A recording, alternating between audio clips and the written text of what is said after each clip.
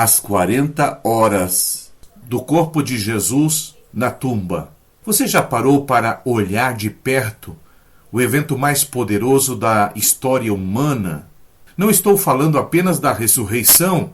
Esse nome você já conhece. Estou falando dos detalhes que estão registrados nas Escrituras e que raramente aparecem nos nossos sermões de Páscoa. É nesses detalhes que a glória de Deus transborda. E hoje eu quero te convidar a olhar mais de perto. Jesus ficou quanto tempo morto? Você sabe quanto tempo o corpo de Jesus ficou na sepultura? 3 dias.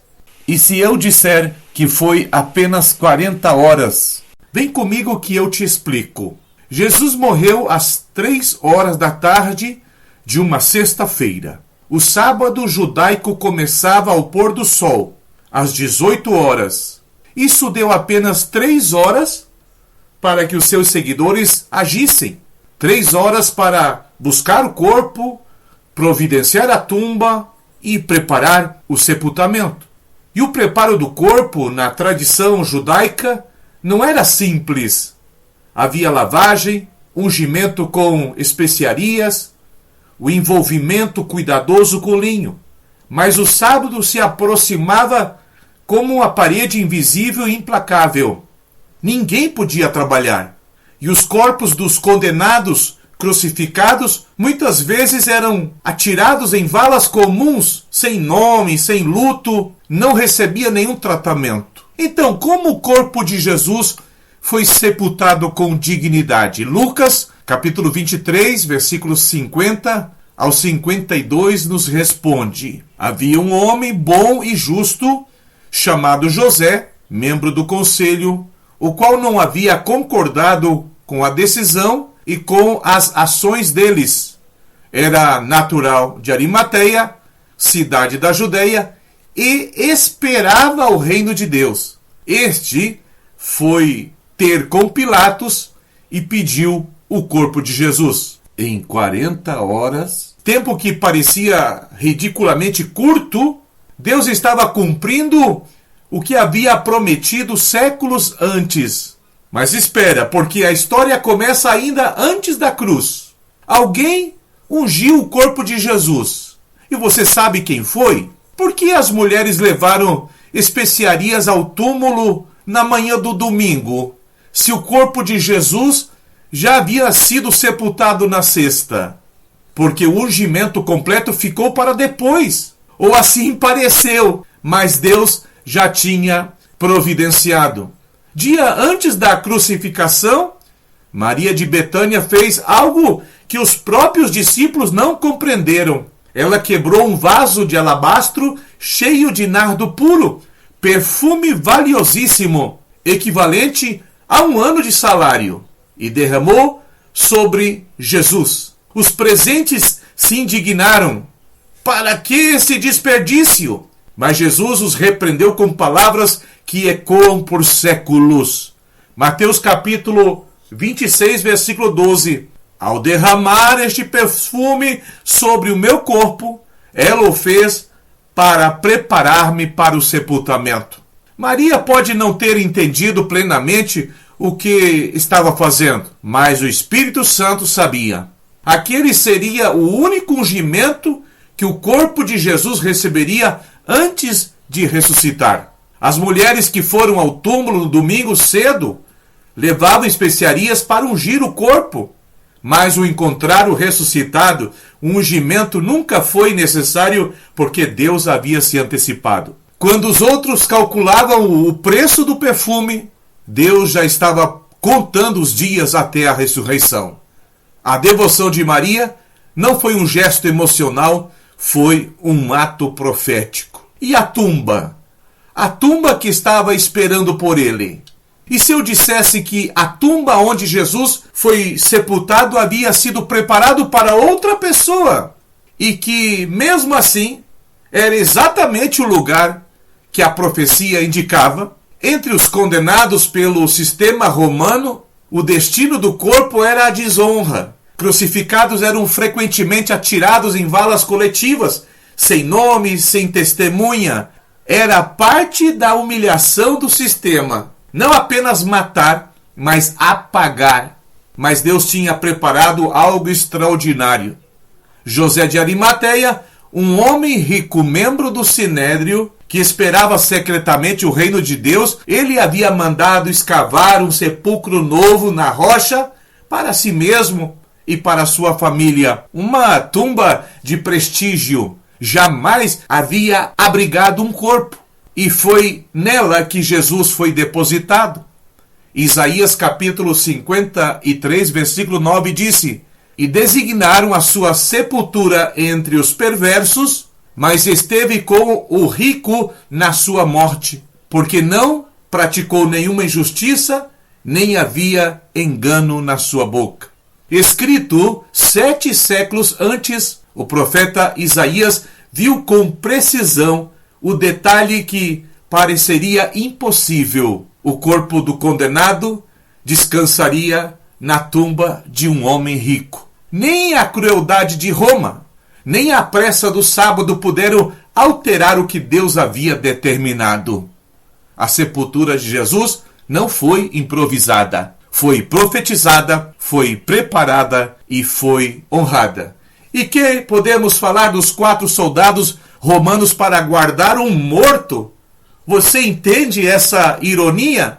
Os inimigos de Jesus levaram mais a sério a promessa de ressurreição do que os próprios discípulos. Como isso é possível? Os principais sacerdotes, os fariseus, lembraram-se das palavras de Jesus melhor que aqueles que o amavam. Eles foram a Pilatos com um pedido que revela tudo. Em Mateus capítulo 27, versículos 63 e 64, Senhor, lembra-nos de que aquele impostor disse, enquanto ainda vivia, depois de 3 dias ressuscitarei? Manda, pois, que o sepulcro seja guardado até o 3º dia, para que os seus discípulos não venham roubá-lo e digam ao povo que ressuscitou dos mortos. 4 soldados romanos treinados para matar, mobilizados para guardar um túmulo. Medo de quê? De discípulos que haviam fugido? Que estavam trancafiados em casa, paralisados pelo terror? A ironia é profunda. E Pilatos concedeu a guarda. O sepulcro foi selado com o selo imperial de Roma, e violar aquele selo significaria morte na certa. E mesmo assim, na madrugada do 1º dia da semana, não houve soldado, não houve selo, não houve pedra que pudesse conter o que Deus havia determinado. O maior exército do mundo montou guarda para o morto e fracassou completamente. E o que Jesus fez no sábado? Ele não descansou. Entre a morte na cruz e a manhã da ressurreição, o que aconteceu? Muitos sermões pulam essa parte, mas ela é uma das mais gloriosas de todas as Escrituras. O Espírito de Jesus desceu às partes mais baixas da terra, no Seol, ao lugar dos mortos, e ali realizou uma missão. 1 de Pedro, capítulo 3, versículo 18, versículo 19, diz o seguinte: Porque também Cristo morreu uma vez pelos pecados, o justo pelos injustos, para nos apresentar a Deus, mortificando na carne, mas vivificando pelo Espírito, no qual também foi e pregou aos espíritos em prisão. Veja o que diz Paulo em Efésios capítulo 4, versículo 9 e 10. Ora, isso de que subiu, que significa senão que também tinha descido às partes mais baixas da terra, o mesmo que desceu é também o que subiu acima de todos os céus para cumprir todas as coisas. Quem eram esses espíritos em prisão? Eram almas dos justos do Antigo Testamento, patriarcas, profetas, homens e mulheres que morreram na fé, aguardando o cumprimento da promessa messiânica. Eles haviam crido sem ver, e agora o próprio Messias descia até eles ali no Seol para testificar. Lembra do ladrão da cruz? Jesus disse a ele, em Lucas capítulo 23, versículo 43, em verdade te digo que hoje estarás comigo no paraíso. O que Jesus fez no sábado não foi descansar, foi resgatar. A cruz não foi o fim do seu trabalho, foi o começo da missão mais profunda de todas. 3 dias ou 40 horas? Quem está certo? Se Jesus morreu na sexta à tarde e ressuscitou no domingo de madrugada, como a Bíblia pode falar em 3 dias? Isso não seria uma contradição? A resposta está no calendário judaico, que não computava dias por períodos de 24 horas completas, mas por partes do dia. Assim, a conta se faz. A sexta-feira representava o primeiro dia, mesmo que fosse apenas as últimas horas da tarde. O sábado completo era o segundo dia, e o domingo, a partir do amanhecer, era o terceiro dia. 3 dias, exatamente como Jesus havia prometido em Mateus capítulo 12, versículo 40. Porque assim como Jonas ficou 3 dias e 3 noites no ventre do grande peixe, assim também o Filho do Homem ficará 3 dias e 3 noites no coração da terra. Mas o que Jesus fez nestas 40 horas? Subiu ao céu para apresentar seu sangue perante o Pai, desceu ao Hades para proclamar seu domínio sobre a morte e ressuscitou com um corpo glorioso, não mais limitado pela matéria, capaz de atravessar paredes e portas fechadas e aparecer e desaparecer, de ser tocado e de ser adorado. Hebreus capítulo 9, versículo 12 diz o seguinte: não por meio de sangue de bodes e de bezerros, mas pelo seu próprio sangue entrou uma vez no lugar santíssimo, tendo obtida eterna redenção. Em 40 horas, Deus fez o que o pecado levou milênios para construir. Abraão, Moisés, Davi, os profetas, onde estavam eles enquanto esperavam? O que aconteceu com eles depois da ressurreição de Jesus? Um dos eventos mais silenciosos e mais gloriosos da ressurreição foi o translado das almas. Aquelas que haviam esperado no Seol, no compartimento dos justos ou no seio de Abraão, foram conduzidas por Jesus ao terceiro céu, o paraíso definitivo. Efésios capítulo 4, versículo 8 diz: por isso diz, subindo ao alto, levou cativo o cativeiro e deu dons aos homens.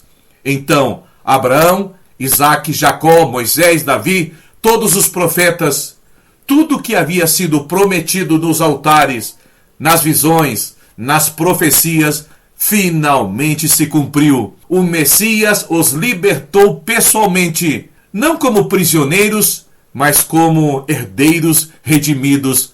A ressurreição não foi apenas a vitória de Jesus, foi a libertação de todos os que esperavam por ela.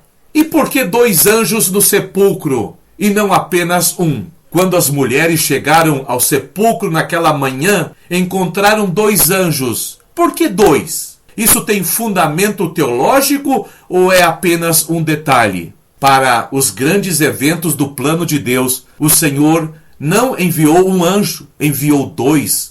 Isso é um padrão bíblico deliberado, e foi exatamente o que as mulheres encontraram.